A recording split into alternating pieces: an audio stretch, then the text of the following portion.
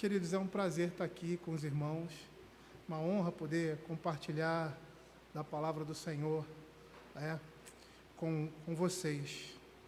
E existe um ditado, né, que um jogador ruim, ele até se atrapalha até com a bola, né?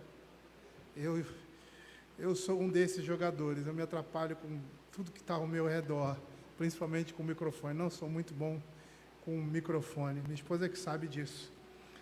Mas eu gostaria de compartilhar a palavra do Senhor com os irmãos, abrindo o Salmo de número 127. Salmo de número 127.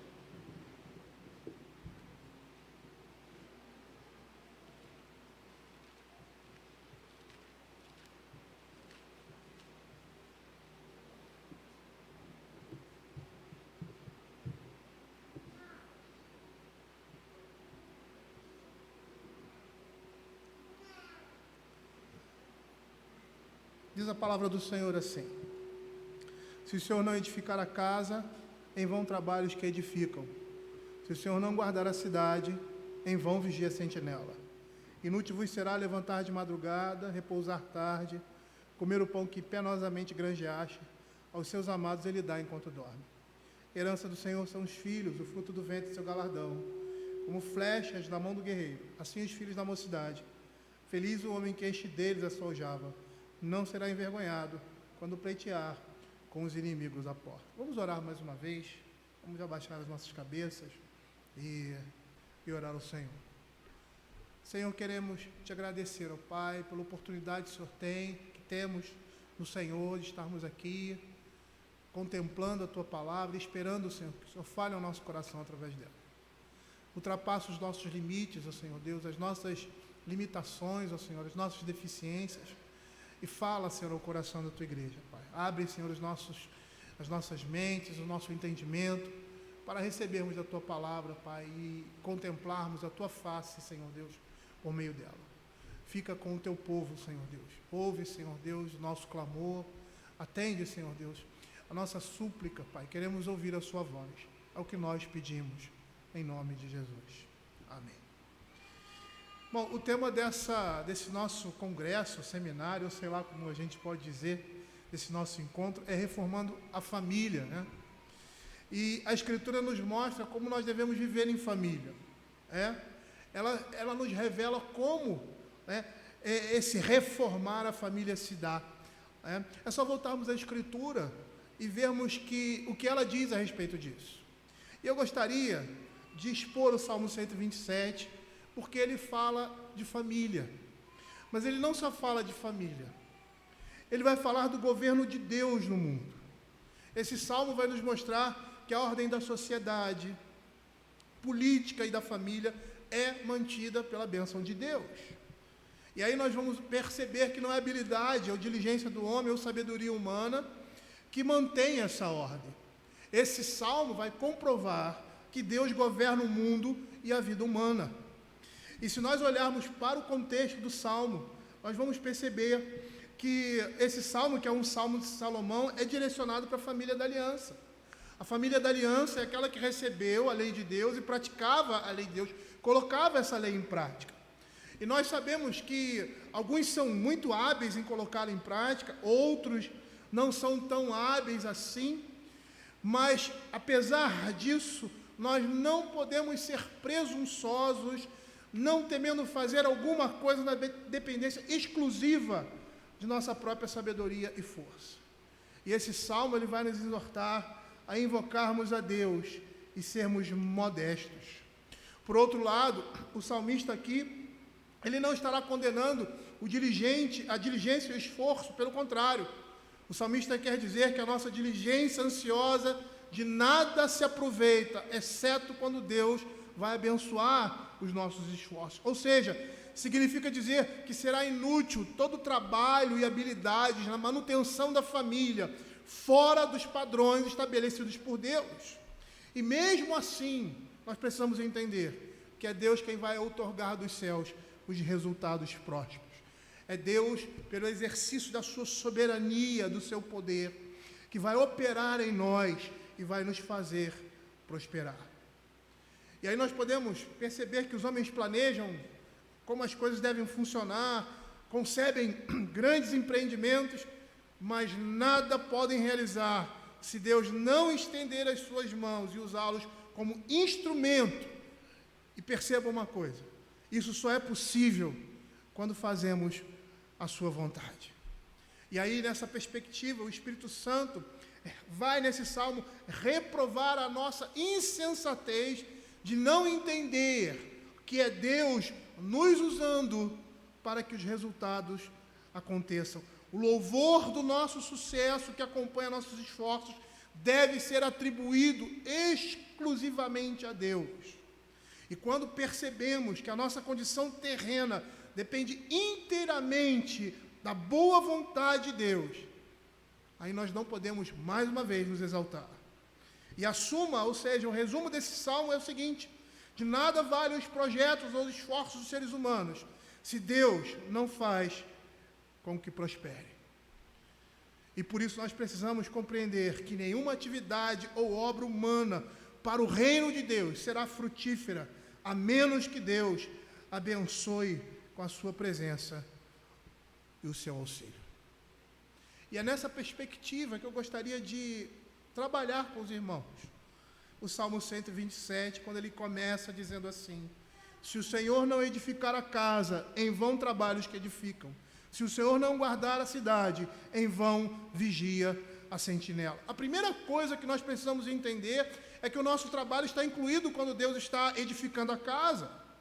E o objetivo disso é entender que as nossas realizações devem ser feitas todas na dependência de Deus. Nós não podemos esperar que Deus vai edificar a nossa casa de forma mágica, que as coisas vão acontecer do nada. Não foi assim que Deus estabeleceu. O nosso trabalho está envolvido.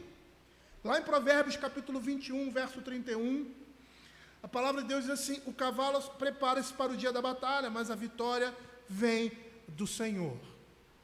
Quando a palavra de Deus diz: se o Senhor não edificar a casa, e vão trabalhos que edificam, Ele nos chama, a palavra de Deus nos chama a efetivamente agir na dependência e na direção exclusiva do Senhor. A palavra edificar aqui tem um sentido de construir, estabelecer, lançar alicerces. E se formos olhar a temática principal desse salmo, nós vamos ver que ele fala sobre família. Então ele está falando em edificar, em construir, em lançar os alicerces de uma família bem estruturada. E como isso se dá? Como Deus edifica a nossa casa? Como esses alicerces eles são estabelecidos? Às vezes nós temos uma visão muito espiritualizada da Escritura, espiritualizada no mau sentido. Achamos que uma nuvem vai descer do céu e do nada nós seremos abençoados por Deus com uma aura que desce, alguma coisa assim que toma conta de nós. Não é bem assim. Ou melhor, não é assim que acontece na Escritura. Sabe como Deus edifica uma casa? Abra 1 Reis, capítulo 11, verso 38. Olha o que diz a palavra de Deus. Aqui, quando o reino de Israel é dividido, 1 Reis 11, 38.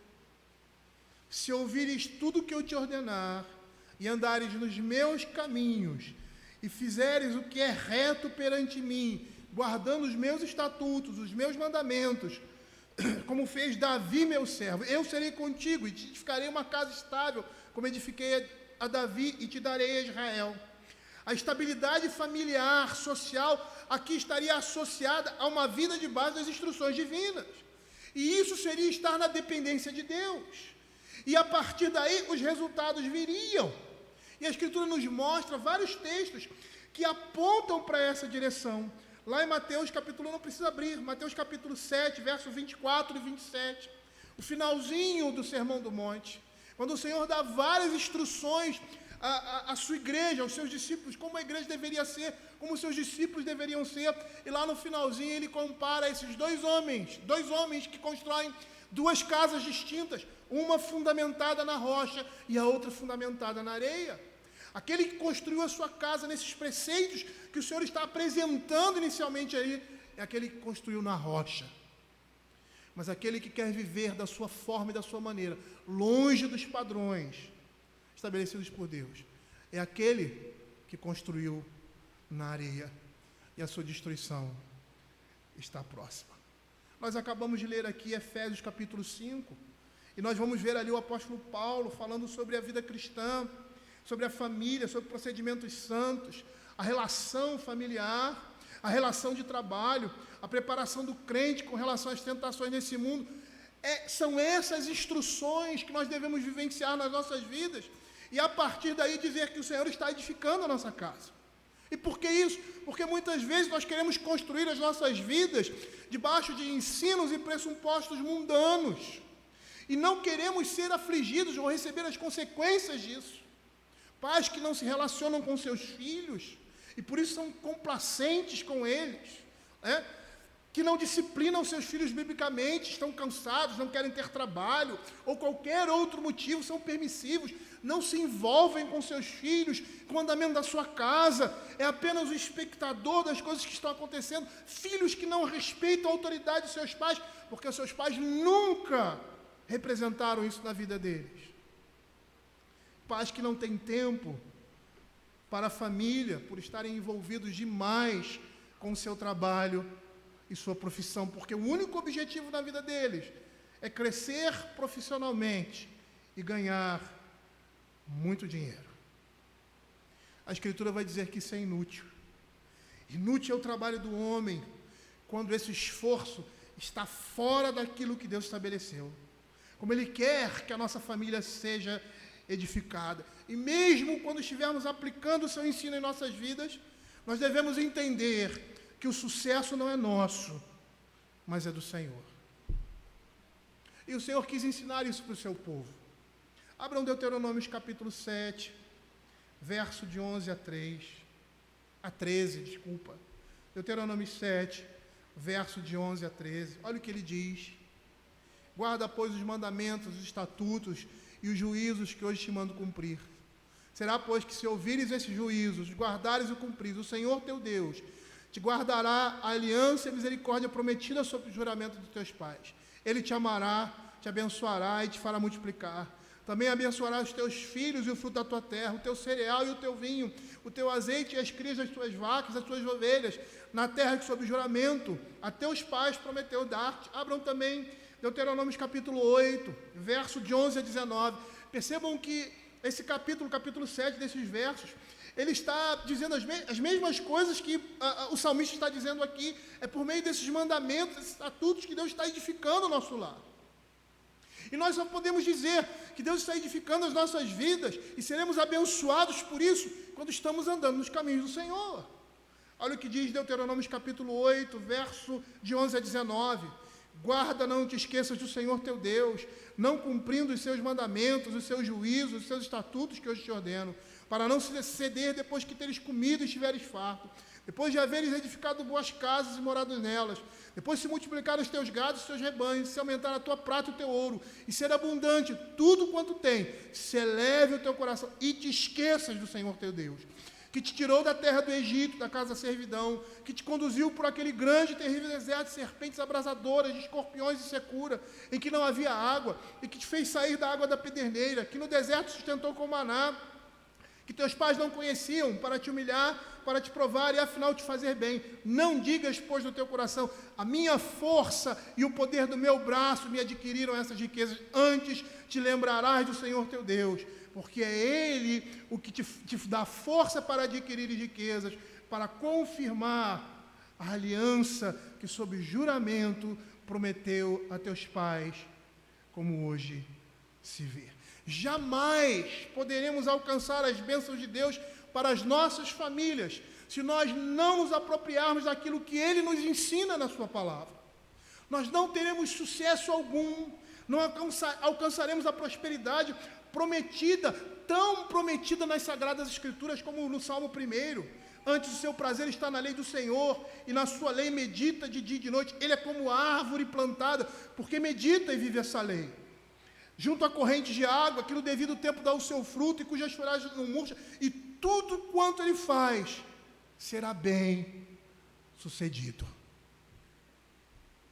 Nós precisamos entender que o que precisamos conhecer e saber para que nesse mundo, segundo a linguagem do Salmo, possamos ser bem-sucedidos, é meditar e viver por meio da palavra de Deus.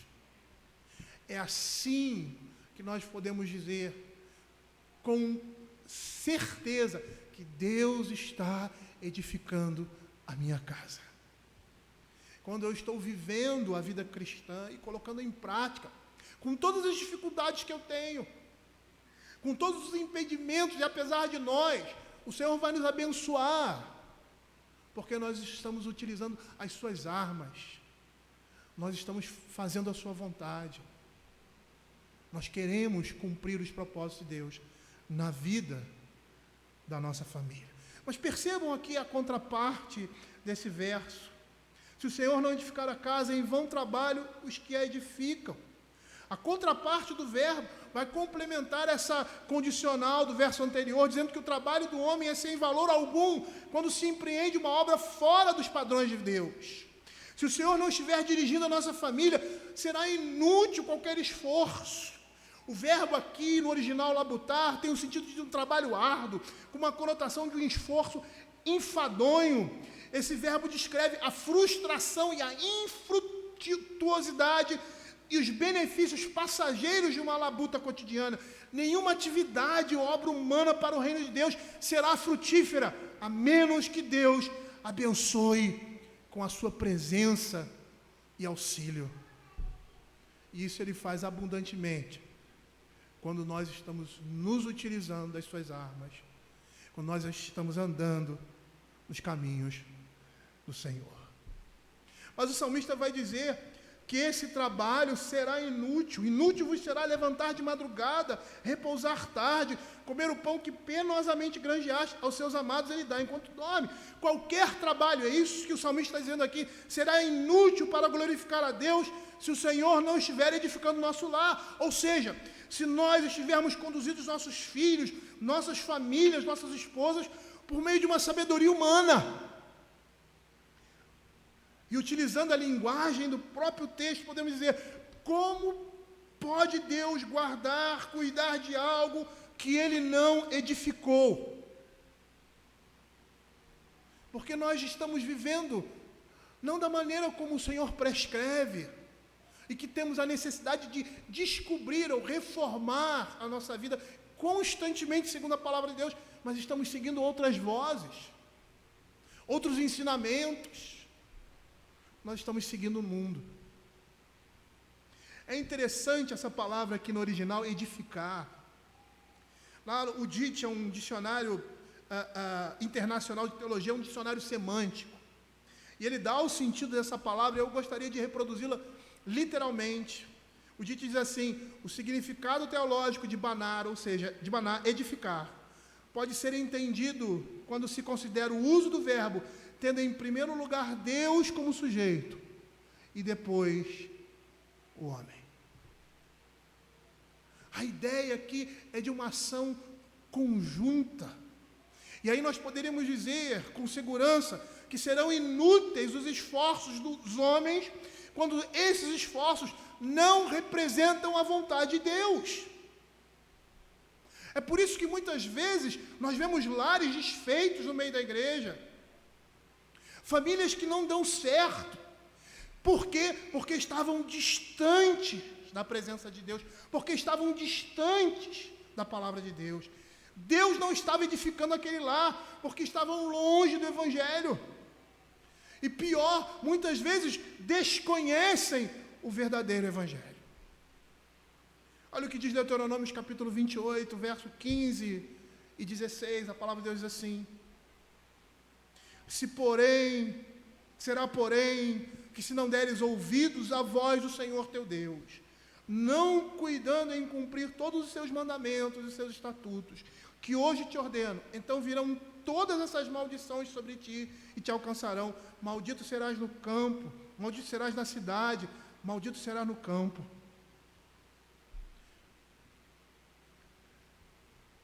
Quando nós olhamos aqui, uma pessoa despreparada com relação ao Evangelho vai dizer assim: que Deus mau. Mas nós vamos olhar a palavra de Deus e vamos dizer assim, que Deus é justo. Porque Ele quer o nosso bem. Porque Ele se revelou a nós. Aqui é a família da aliança. Ele se revela num contexto em que a palavra de Deus não existia, em que os povos andavam conforme as suas próprias vontades. Ele, de uma forma misericordiosa, Ele tira de um homem uma nação e daquela nação faz o seu povo. E Ele dá a sua lei, Ele mostra a sua vontade para o nosso bem-estar, para a sua própria glória e para o bem daqueles que são seus. Por isso Ele vai dizer, se o Senhor não estiver edificando a minha casa, se eu não estiver criando os meus filhos, vivendo a minha vida no lar, na igreja, ou em qualquer ambiente que eu esteja, conforme a palavra de Deus nos diz, conforme os mandamentos do Senhor, inútil será qualquer coisa que eu fizer. Isso não terá nenhum valor. Isso não trará benefícios eternos para mim. Mas olha as oposições que nós temos aqui, e aí você vê a palavra de Deus mostrando o caminho do Senhor quando ele é seguido e as bênçãos decorrentes desse caminho. Inútil vos será levantar de madrugada, repousar tarde, comer penosamente o pão que granjeaste. Aos seus amados Ele dá enquanto dormem. E é tão interessante isso, porque Ele mostra que o trabalho do homem fora dos propósitos de Deus é vão. Mas aqueles que estão debaixo das asas do Senhor, aqueles que têm o temor de Deus, aqueles que vivem por meio da sua lei, até mesmo quando estão descansando, eles estão sendo supridos. E a ideia é que Deus supre o seu povo sem grandes preocupações da parte dele. Se nós pegarmos Lucas, capítulo 12, é o texto paralelo de Mateus, capítulo 6, que fala sobre a ansiosa solicitude da vida.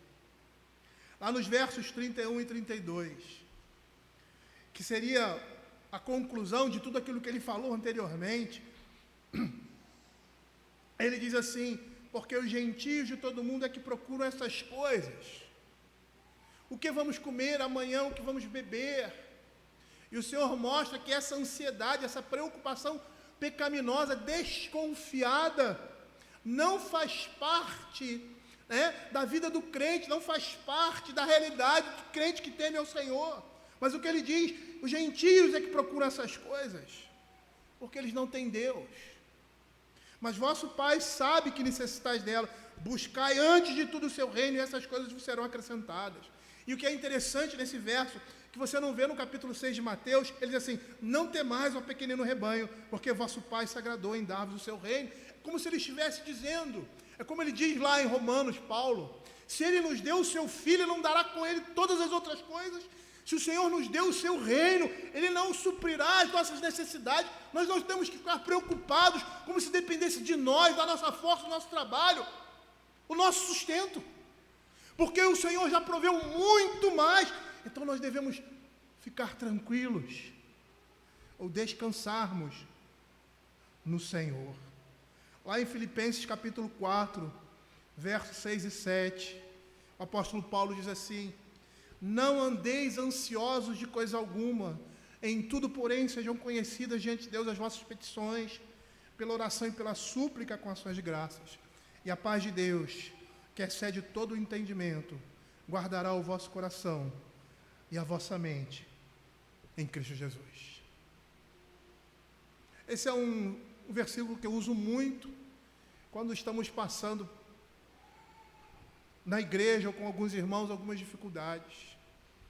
E eu digo, coloque isso diante do Senhor, suplique a Ele, olha o que a palavra de Deus diz, e fique tranquilo ao desfecho que o Senhor vai dar, porque Ele vai responder conforme a sua vontade para o nosso bem. Calvino vai dizer, interpretando esse texto, que isso significa que Deus dará aquelas coisas que os incrédulos labutam para adquirir por meio do seu próprio esforço. Deus dará isso a nós.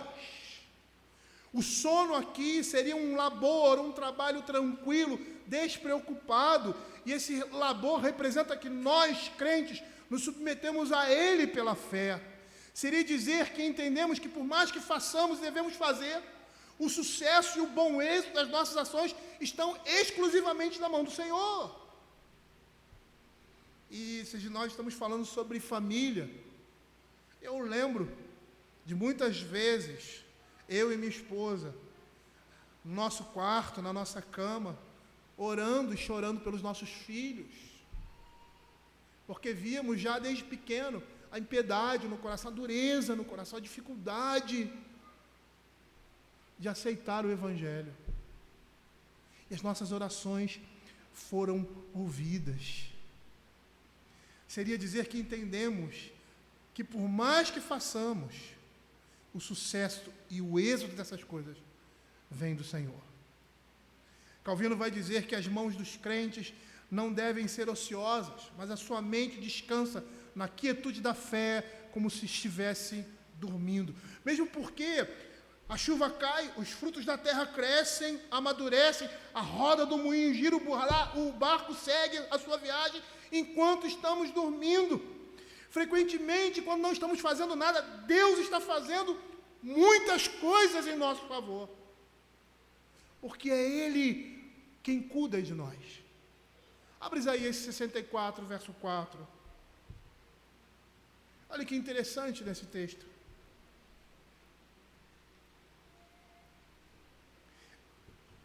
Capítulo 63 e 64 vai nos dar esse entendimento, mas eu gostaria de chamar a atenção aqui para esse verso, quando diz assim: porque desde a antiguidade nem se viu, nem se ouviu, nem com ouvidos se percebeu, nem com olhos se viu, Deus além de ti, que trabalha para aquele que nele espera.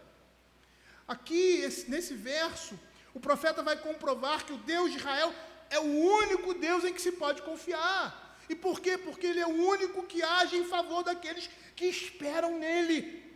E esperar no Senhor não seria algo passivo, mas sim ativo. É fazer justiça com alegria, que é com efeito rememorar os caminhos do Senhor. E assim esse verso, juntamente com o Salmo 127, nos diz que esperar no Senhor é viver a vida pactual, é confiar o futuro nas mãos de Deus, é viver por meio de uma vida diária que revele que conhecemos os caminhos do Senhor com integridade, fidelidade, simplicidade, generosidade, misericórdia e renúncia. E as pessoas que não praticam essas coisas podem estar esperando algo, porém não está esperando no Senhor. E é isso que esse salmo vai dizer nesse verso 2.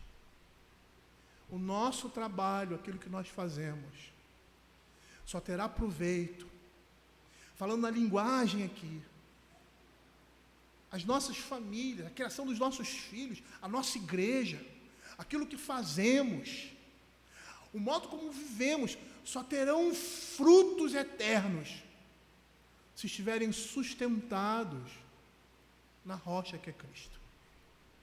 Se estiverem sustentados na palavra de Deus, nós estivermos olhando para esses preceitos e vivendo por meio deles.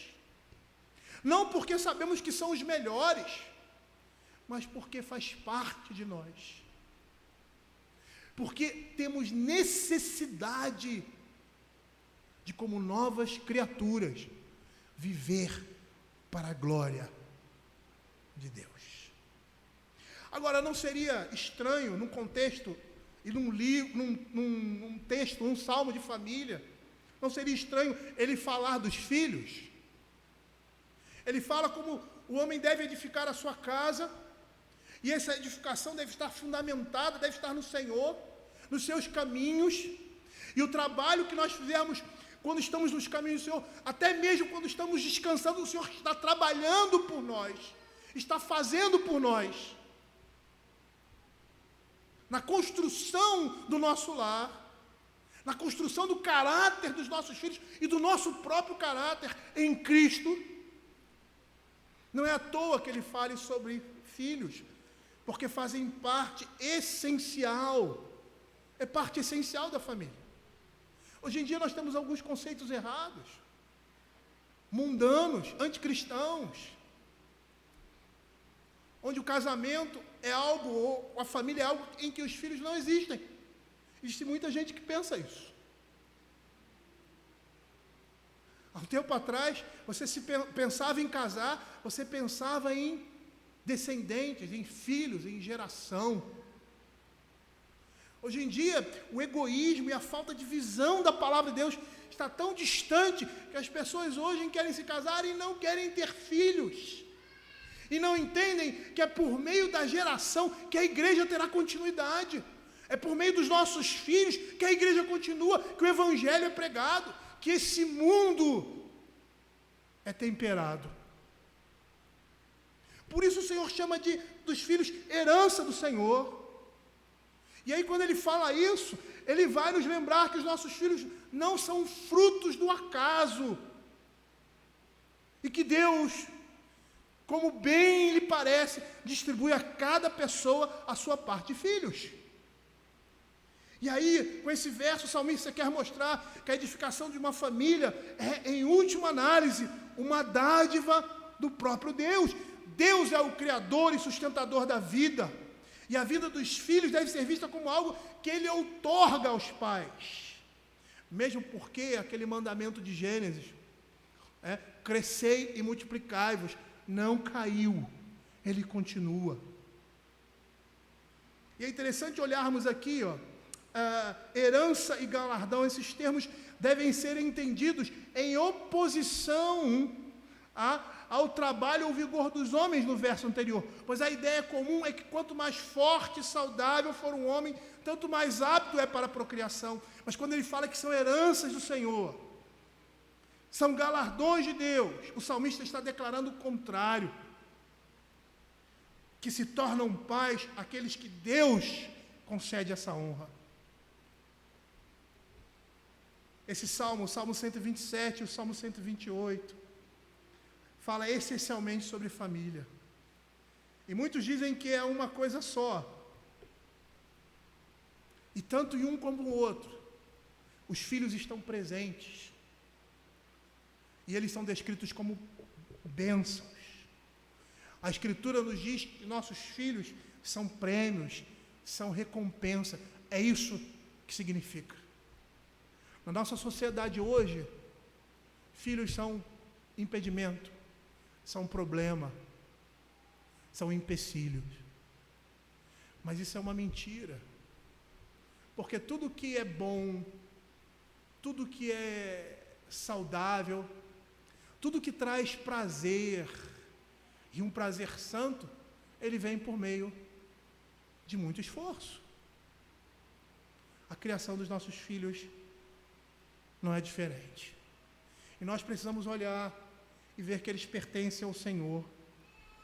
Eles são herança, propriedade deles. E eles devem ser tratados por nós dessa forma. Eles não são um peso, nem são empecilhos para nós. Os filhos da aliança pertencem ao Senhor. E nós estamos preparando nossos filhos para serem filhos de Deus, para habitarem a cidade santa, para povoarem não somente esse mundo, mas o mundo vindouro. Spurgeon, comentando esse texto, ele enumera os resultados de recebermos nossos filhos como herança do Senhor. Ele disse que, primeiro, são herança do Senhor, os pais confiarão no Senhor para a provisão e segurança dos filhos. Ontem eu estava conversando, não sei com quem, sobre isso. Um casal que eu fui visitar. E os irmãos sabem, eu tenho 4 filhos, né? E os nossos 2 últimos filhos surgiram num momento muito difícil na nossa vida. Difícil de tudo, principalmente financeiro.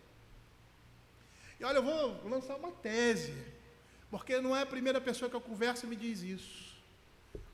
Filhos que nascem num contexto em que, aos olhos do mundo, eles não deveriam ter nascido, por causa das dificuldades, dos problemas, às vezes falta de dinheiro, falta de saúde.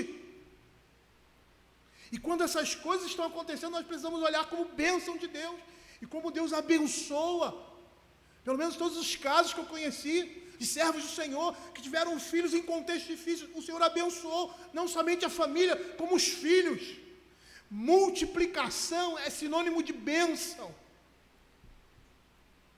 E quando você olha lá, é engraçado isso, né? Ali o povo do Egito sofrendo, sendo oprimido.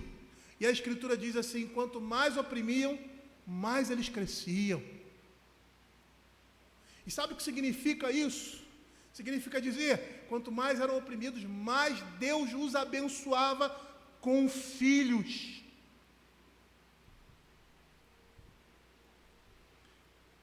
Quando entendemos que eles são herança do Senhor, nós vamos confiar no Senhor para a provisão e segurança dos nossos filhos. Nós ouvimos muito isso por aí, até mesmo entre crentes. Como é que eu vou trazer um filho ao mundo? Olha como é que o mundo está. Esse é mais um motivo para você trazer um filho ao mundo. Esse é mais um motivo para nós povoarmos esse mundo com servos do Senhor, para não sermos como Sodoma e Gomorra, que o Senhor chega para... Abraão chega para o Senhor: Senhor, não destrói essa cidade, olha, se tiverem 50, se tiverem 40, se tiverem 20, 10, eu vou poupar, se tivesse 10 pessoas ali, salgando aquele lugar, fazendo diferença, o Senhor pouparia por causa daqueles 10, mas só existia um. E aí o Senhor tira aqueles que são seus e traz juízo sobre esse mundo, sobre Sodoma e Gomorra. Se nós entendêssemos a importância de filhos crentes, de homens e mulheres que temem ao Senhor, nós nos apressaríamos para que as nossas gerações crescessem a partir de nós. A partir de nós. Quando nós entendemos que nossos filhos são herança do Senhor, nós vamos confiar no Senhor para a provisão e segurança deles. Nós vamos considerá-los como uma custódia sagrada do Senhor, de cujo cuidado devemos prestar contas. Eles não são nossos, eles são do Senhor. E muitas vezes nós tratamos os nossos filhos como eles fossem posse nossa. Eles não são, eles são irmãos em Cristo. Desde a mais tenra infância, você deve olhar para o seu filho e olhar para ele e perceber nele uma alma distinta da sua, um irmão em Cristo, um homem e uma mulher que vão crescer e que necessitam já do seu cuidado, do seu respeito, do seu amor e da sua consideração. E aí nós vamos educá-los no temor do Senhor, porque é herança dele, porque pertence a ele. Nós iremos educar os nossos filhos no temor do Senhor. Certo comentarista disse que essa promessa aqui pode ser uma maldição na vida de uma pessoa. Ter muitos filhos, eu não sei, posso até concordar com ele, poderia ser uma maldição se não conduzíssemos os nossos filhos aos pés de Cristo. Se não conduzíssemos as nossas famílias edificando-os no temor do Senhor. Se não instruirmos e cuidarmos dos nossos filhos como o Senhor assim exige de nós, na sua palavra. Se nós não instruirmos segundo a palavra de Deus. E é sempre assim, né? Tudo que é bênção na nossa vida pode se tornar maldição quando nós utilizamos da forma errada. Ou melhor, quando queremos utilizar da nossa forma e jogar fora aquilo que a palavra, a sabedoria de Deus diz para nós fazermos. Se consideramos nossos filhos herança do Senhor, nós iremos consultar a Deus frequentemente a respeito deles. Nós vemos Jó lá diante do Senhor, oficiando diante de Deus, porque pensava que seus filhos poderiam pecar. E ali demonstra um homem preocupado, um homem zeloso, um homem que pastoreava a sua família. Essa é a ideia aqui. E por último, diz Spurgeon, se entendemos nossos filhos como herança do Senhor, nós iremos entregá-los sem queixa quando o Senhor os chamar para si pela morte. E quais seriam os resultados dessa educação? Spurgeon também, nesse comentário, ele diz: eles se tornam a alegria dos pais, o registro permanente da sabedoria dos pais, o sustento e o consolo da velhice dos pais, os transmissores das virtudes dos pais à outra geração, pois filhos bem educados se tornam, por sua vez, pais sábios. E Provérbios capítulo 4, ele vai dizer isso. Salomão falando ali para o seu filho, né? Ele diz: quando eu estava pequeno e tenro, meu pai me ensinava e eu aprendia aos seus pés, parafraseando o texto. E o que acontece? Salomão transfere isso para o seu filho. Ele, com sabedoria, passa as instruções bíblicas, o conhecimento de Deus ao seu filho e à sua geração. Por isso que ele diz aqui, herança do Senhor são os filhos, fruto do ventre, seu galardão, como flechas na mão do guerreiro, assim os filhos na mocidade. Quando nós criamos nossos filhos na disciplina e na admoestação do Senhor, quando o Senhor edifica os nossos lares, eles se tornam armas poderosas de guerra. Essa é a ideia. E a Escritura vai nos mostrar que nós vamos conhecer uma casa bem edificada por meio da conduta dos filhos. Os filhos vão refletir a disposição dos seus pais. E esse é o princípio que nós vemos lá na escolha dos presbíteros, dos diáconos e dos pastores no meio do povo de Deus. Mas só que aquilo ali não é somente para presbíteros, diáconos e pastores.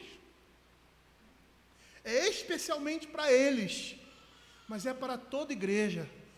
Todo homem no meio do povo de Deus é chamado a governar a sua casa segundo os padrões da palavra de Deus. Abra 1 Timóteo capítulo 3, verso 4 e 5. Olha o que a Bíblia fala a respeito disso.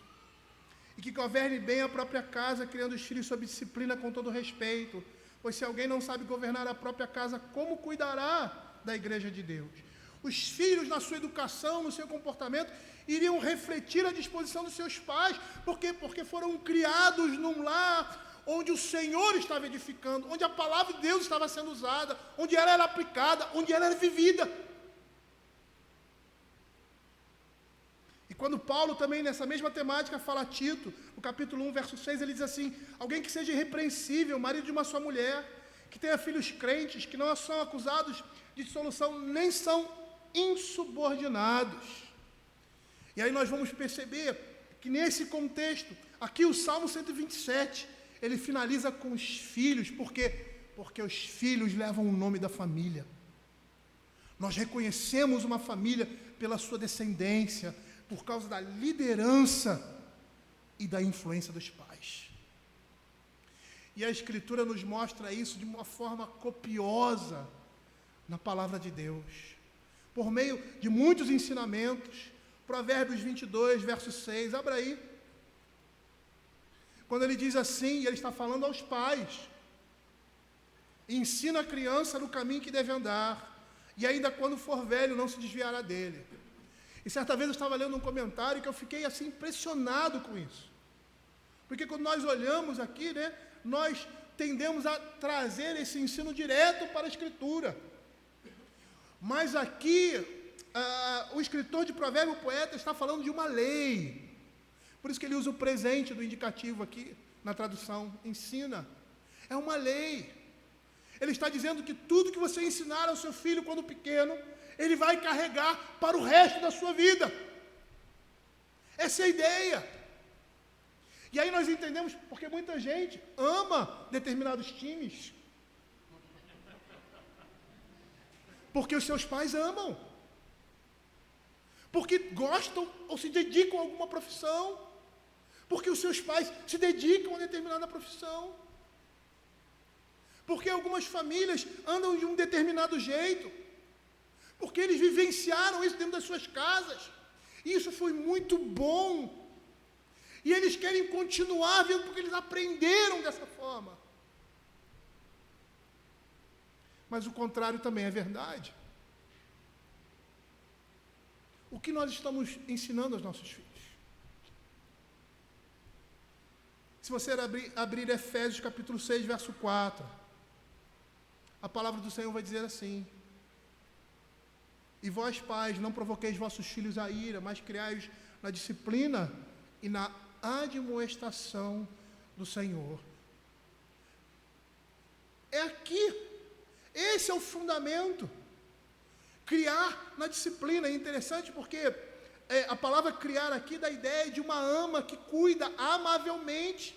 E disciplina aqui está falando de correção, e correção física. E admoestação está falando de conversa, de alguém que senta e instrui, passando da sua alma para a alma daquela criança. É por isso que lá em Deuteronômio capítulo 6, essas palavras primeiro estarão no teu coração. Porque se elas não estiverem no nosso coração, nós não teremos condições de transmitir aos nossos filhos. E é essa ideia aqui também da demonstração de alguém que senta e que é uma troca no sentido de que você é o mestre, seu filho é seu discípulo, e o instrumento que você tem é a palavra da verdade, é o poder de Deus. Eu me lembro, certa vez, eu fiz aniversário, e o meu filho já adulto escreveu uma carta para mim. Essa carta está no livro da Simone, que foi proibido. Fala sobre disciplina bíblica. A disciplina que representa a sabedoria, o amor e a misericórdia de Deus em sua palavra. E aí ele disse assim: eu não lembro de meu pai ter gritado comigo. Não é que eu não tivesse vontade. Eu não lembro de todas as vezes que meu pai me disciplinou, dele me disciplinar com raiva. Isso não quer dizer que eu não tive raiva. E a gente tinha uma estratégia lá em casa. Se a gente fosse disciplinar os nossos filhos, e se um desses estivesse com raiva, nós abriríamos mão dele ser disciplinado por mim e seria disciplinado pelo outro. E assim jamais iríamos lançar sobre ele os nossos pecados e iríamos atrapalhar a disciplina que vem do Senhor, que é amorosa. E sempre quando a gente estava assim, às vezes você estava com a cabeça lá no mundo da lua, revoltado, porque aquele menino fez alguma coisa, se você pegasse aquele menino, você ia matar aquele menino. É lógico que isso é uma metáfora, né? Aí você, Simone, disciplina ele porque eu não estou em condições. E aí ele disse nessa carta que as únicas coisas que ele se lembrava eram os textos da Escritura, em especial de Provérbios, quando ele estava sendo disciplinado. Nós estávamos passando para ele aquilo que existia dentro de nós. Abra o Salmo 78, versos de 4 a 7. Vejam essa declaração do salmista. O que ouvimos e aprendemos, não encobriremos aos nossos filhos. Contaremos a vindouras gerações os louvores do Senhor. O que ouvimos e aprendemos de contar aos nossos pais. Não encobriremos a seus filhos. Contaremos a vindoura geração os louvores do Senhor, o seu poder, as maravilhas que fez. Ele estabeleceu um testemunho em Jacó, instituiu uma lei em Israel e ordenou a nossos pais que os transmitissem a seus filhos, a fim de que a nova geração os conhecesse. Filhos que ainda hão de nascer se levantassem e, por sua vez, o referissem aos seus descendentes, para que pusessem em Deus a sua confiança e não se esquecessem dos feitos de Deus, mas lhe observassem os mandamentos. Percebam o que é interessante aqui nesses dois últimos textos que foi citado, tanto em Efésios como no Salmo 78, que o ensino e direção são dados aos homens.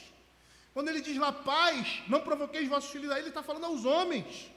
Quando ele diz ali, pais, no verso 78, no capítulo 78, do verso 4 a 7, ele está se referindo aos homens.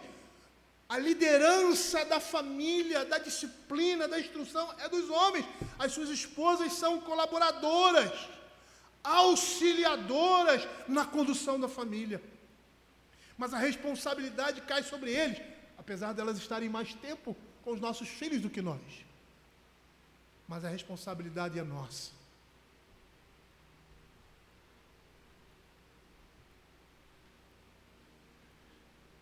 Calvino faz um comentário interessante a respeito de Tito, capítulo 1:6, quando ele dá ali as instruções aos presbíteros, como eles deveriam ser e como deveria ser a sua família. E aí ele diz, filhos que não deveriam ser insubordinados, nem rebeldes. E ele diz assim, uma vez que se requer de um pastor, tanto prudência quanto seriedade. E não é só para o pastor isso, né? A gente sabe. É conveniente que sua família participe das mesmas qualidades. Pois como pode um homem governar a igreja se ele mesmo não puder controlar a sua própria casa? Além disso, não só deve o bispo pessoalmente estar acima das reprimendas, mas toda a sua família deve refletir um viver casto, honrado e disciplinado.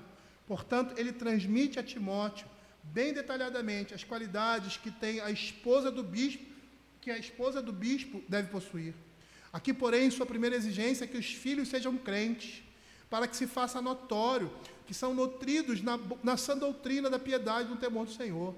Em segundo lugar, não devem ser entregues ao regalo excessivo, para que se reconheça também que são educados na temperança e frugalidade. Em terceiro lugar, que não sejam desobedientes, porque o bispo que não consegue granjear algum respeito ou submissão da parte de seus filhos, dificilmente poderia controlar seu povo pelo freio da disciplina.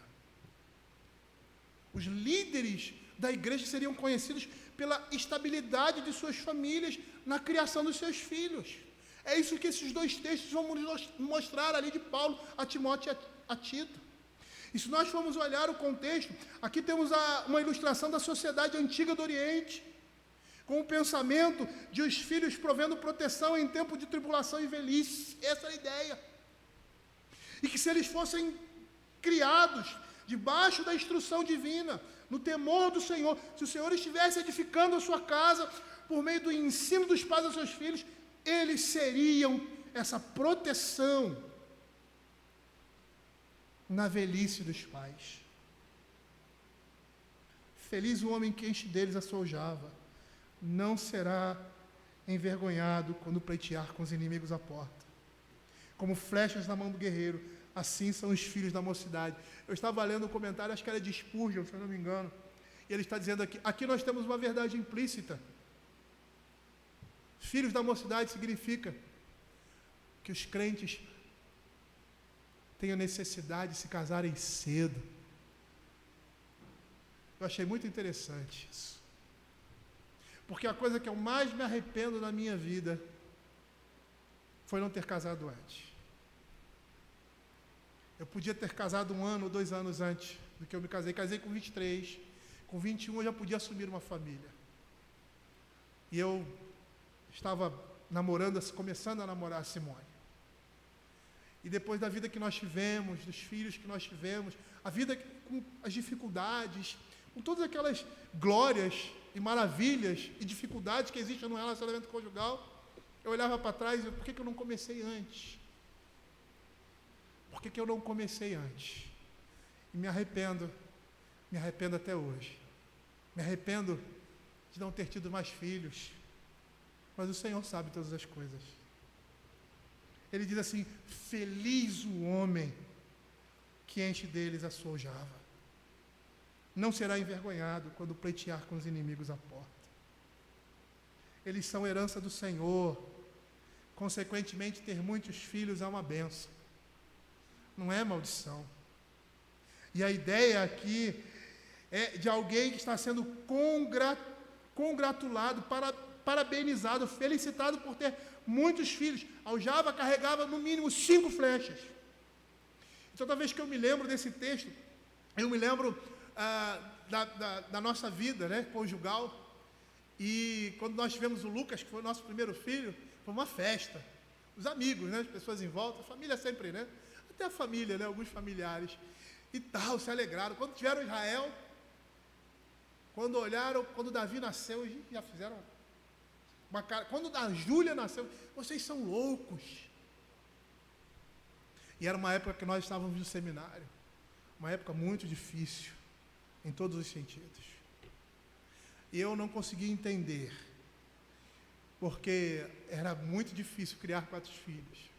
Fisicamente desgastante, mas ao mesmo tempo era uma benção. Às vezes eu falo para minha filha, que foi a última caçula, eu digo assim: minha filha, se eu não tivesse você, eu ia ser o homem mais infeliz do mundo. E eu vejo como seria triste para mim não ter os filhos que tenho. Às vezes a gente se entristece, né? Queríamos ter mais filhos e não temos. Mas nós precisamos confiar no Senhor nisso também. E sabe o que eu me lembro? Eu me lembro de Abraão e Sara. Eles tiveram um único filho. Mas dele veio uma grande nação. Dessa semente veio homens e mulheres que temeram ao Senhor. E o Cristo veio daí. Os filhos trazem responsabilidades aos pais, mas em troca eles se tornam ativos na vida da família. Seus dons e capacidades servem às necessidades de toda a família. E às vezes eu vejo lá em casa, né? Hoje 3 são casados, o mais novo dos homens ainda está, que não é o caçula, é a caçula dos homens, está em casa. Mas eu vejo como eles se ajudam. E financeiramente, às vezes sabem que o irmão está passando uma dificuldade. E aí quando eu vou ajudar, quando eu vou tomar conhecimento, não, a fulano agiu assim, é tão belo, é tão bonito ver eles se unindo, ajudando uns aos outros nas suas dificuldades, e não só os membros da nossa família, mas pessoas próximas a nós.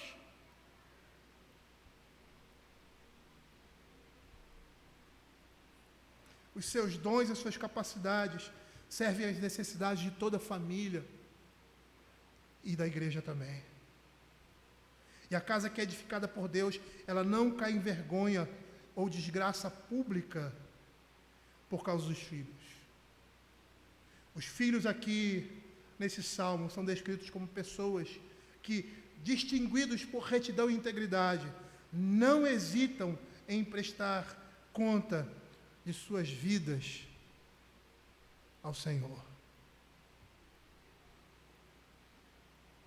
Ele compara os filhos como flechas, dotados de virtude, de excelência de natureza.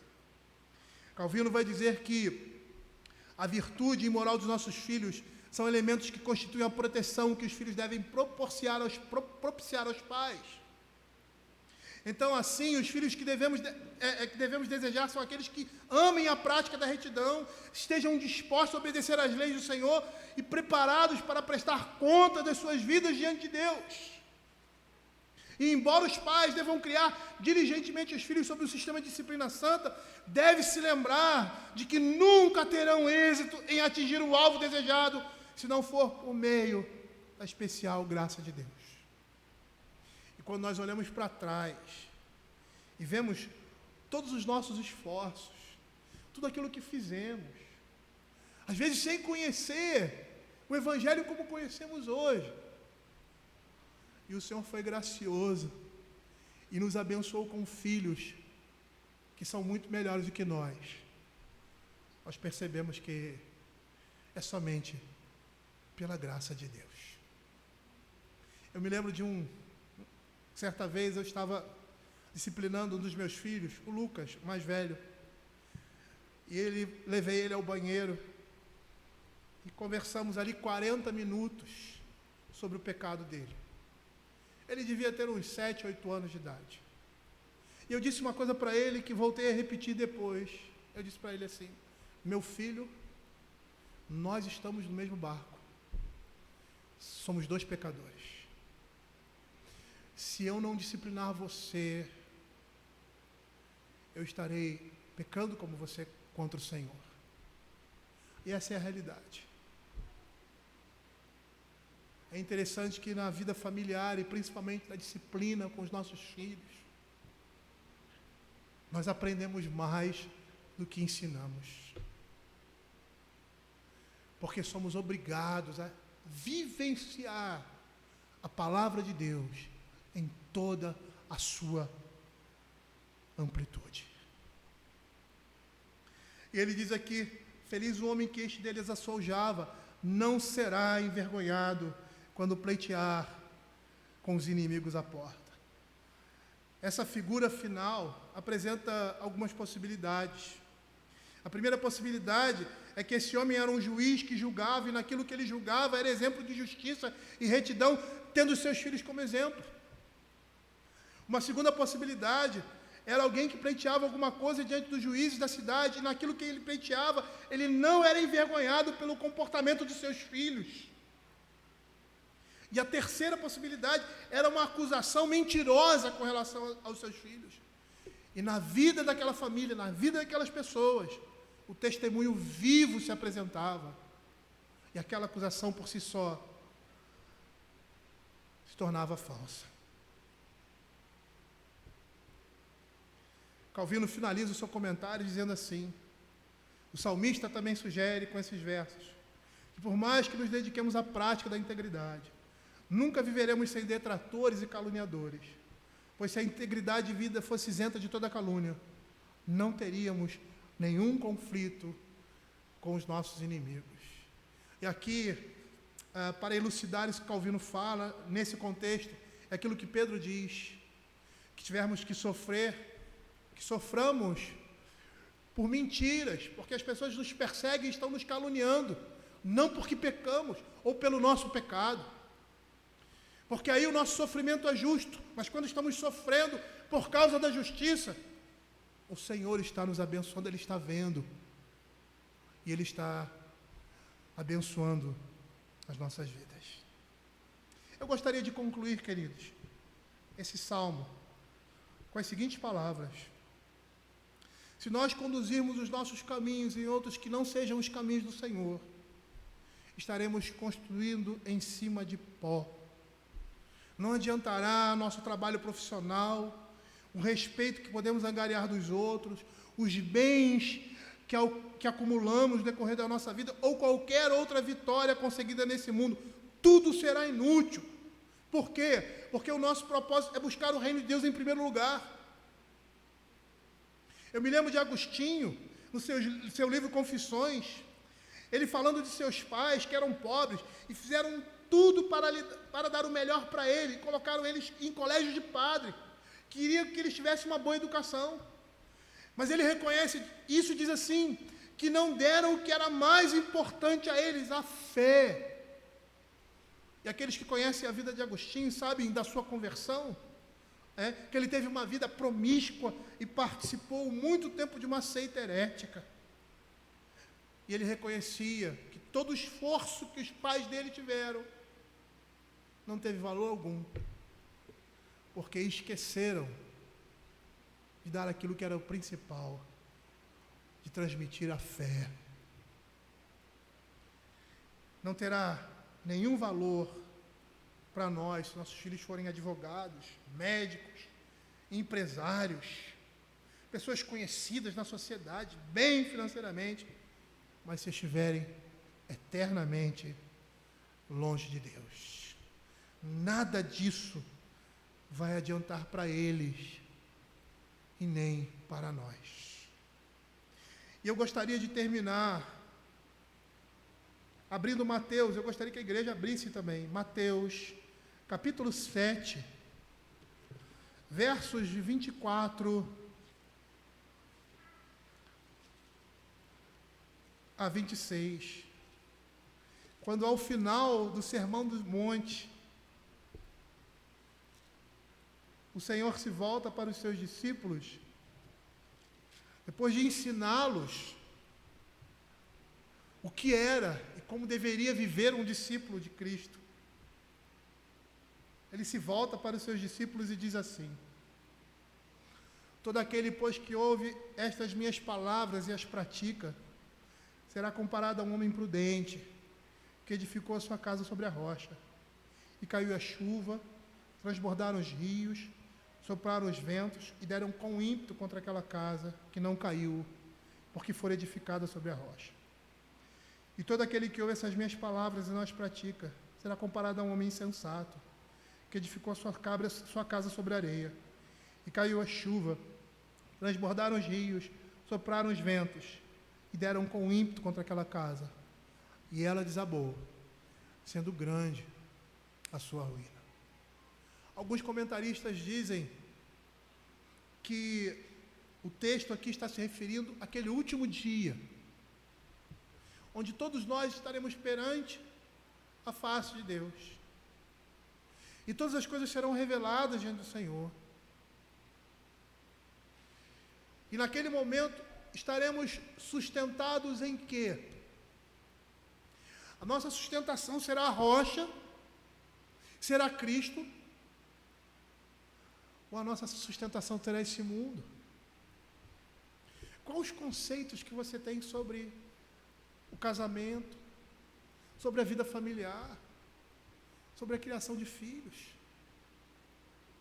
A igreja é composta de famílias.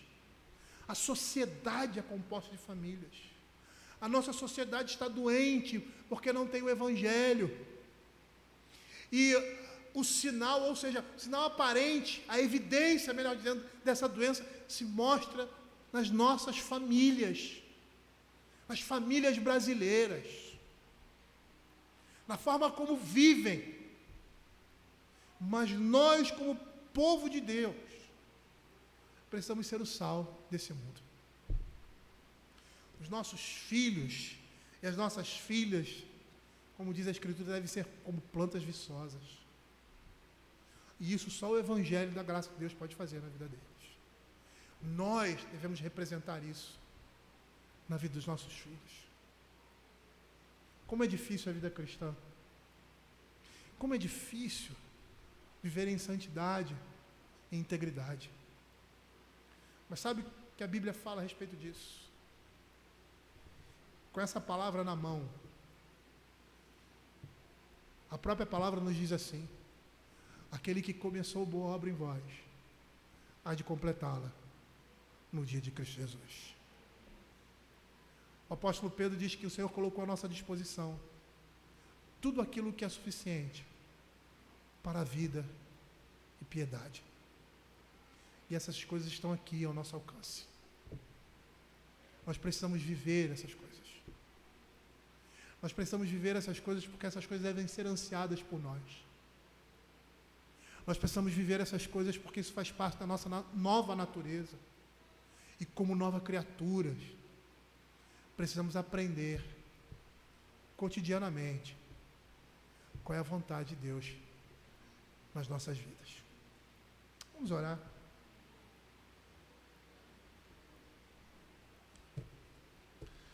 Senhor, nos dá sabedoria, e essa sabedoria só podemos pegar, ó Senhor, só podemos ter, só podemos obtê-la na Tua Palavra. Nos dá corações abertos, ó Senhor, e não reticentes, porque muitas vezes a Palavra de Deus nos choca, ela vai de encontro, Senhor Deus, à nossa carnalidade, aos nossos desejos, aos nossos interesses, ó Senhor Deus, carnais. E muitas vezes por isso ela nos choca. Muitas vezes por isso nós nos entristecemos. Mas que essa tristeza se torne em alegria. Que o pranto se torne em regozijo, porque entendemos, ó Senhor Deus, que esse é o revestimento de Deus em nós. Senhor, tem misericórdia do Teu povo, Pai. Tem misericórdia de nós. Porque se formos deixados, ó Senhor, à nossa própria sorte, estaremos como ovelhas, ó Pai, desgarradas. Mas nós clamamos assim, porque sabemos que o Senhor é o nosso Deus, que Ele é o nosso pastor, e que Ele é aquele que vai nos conduzir por pastos verdejantes, ó Pai, e por águas de descanso. Senhor, nos dá a Tua palavra, Senhor. Nos faz conhecer plenamente a Deus e a nós mesmos, e a desejarmos aquilo que o Senhor deseja para nós. Converte, Senhor, a nossa vontade na Tua vontade, para que possamos gozar, Senhor, nesse mundo, principalmente no mundo por vir, tudo aquilo que o Senhor tem destinado para aqueles que amam ao Senhor. Fica com o Teu povo, Pai, e que esse esse tempo que iremos passar juntos. Queremos trocar, ó Senhor Deus, experiências na Tua Palavra, que o Senhor possa nos edificar, nos encorajar, ó Pai, e nos fazer, ó Senhor Deus, desejar andar sempre nos Teus caminhos. É o que nós pedimos, em nome de Jesus. Amém.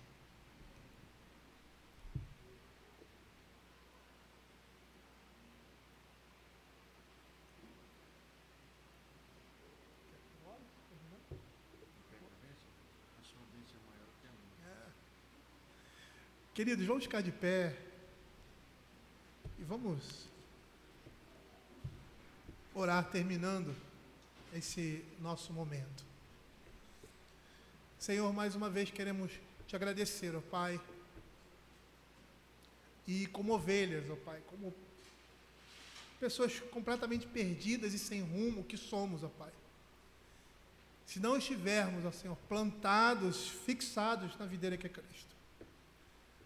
É nessa condição que clamamos ao nosso Pai que tenha cuidado de nós. Pai, abençoa essa igreja, no contexto em que ela vive nessa cidade, como muitas outras igrejas, ó Senhor Deus, que lutam para serem fiéis ao Senhor. E nessa mesma fidelidade que desejamos muitas vezes, ó Senhor Deus, podemos, ó Senhor Deus, errar o caminho, mas que o Senhor esteja nos direcionando, nos dando a certeza que é somente na Tua Palavra, é somente nela que nós devemos nos fiar. Tem misericórdia, Senhor, das Tuas famílias, das famílias de Israel, que a paz seja sobre Sião, sobre Jerusalém, seja sobre nós, o Teu povo, Senhor Deus. Que a Tua paz, ó Senhor Deus, exceda, Senhor, os nossos limites, ó Pai. E que apesar das dificuldades, ó Senhor, perseguições que possam vir, que o Senhor esteja nos dando do Seu amor, da Sua misericórdia, da Sua proteção e do Seu cuidado. Que estejamos firmes diante das oposições, das dificuldades, mas estejamos firmes com o Senhor. Perdoa, Senhor, os nossos pecados. Perdoa, Senhor Deus, nesse trajeto, se errarmos, e nos torna ao caminho correto. Nos coloca de volta, Senhor, nos nossos caminhos, ou melhor, nos caminhos do Senhor. E que a graça do nosso Senhor e Salvador Jesus Cristo, o amor de Deus Pai e a comunhão do Espírito Santo esteja sobre o Teu povo, Pai, hoje e eternamente. Amém.